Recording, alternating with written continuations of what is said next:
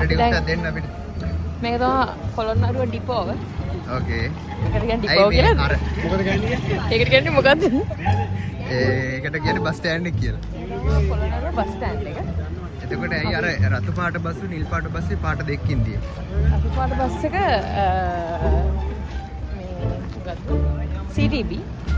ඕකේ. ඒක private bus එක. ඕකේ. අපේ නම් වෙහිකල් එක දැන් මෙතන එනවා. මොන වෙහිකල් එක දෙන්නේ? විසල් එකද? මම හිතන්නේ ටාටා එකක්? ප්‍රාඩෝ එක. ප්‍රාඩෝ එක. රේන්ජ් රෝවර් එකකුත් මම. ඕකේ. ටාටා ලේලෑන්ඩ් නෙමෙයි දෙන්නේ. නෑ. ඕකේ. හෙලෝ අපි බස් ස්ටෑන්ඩ් එකේ ඉන්නේ. බැඳිනව කිරිහල් ළඟට තමයි යන්න ඕනේ අපි දැන්. බස් එක මොකක්ද? බස් එක 48 75. එහෙනම් අර ගියා. ඉතින් බස් එක නම් හම්බුණා.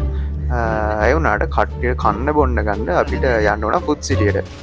ඉතින් මමයි අකුසලුයි කේඋසුයි ගියා ෆුඩ් සිටියට.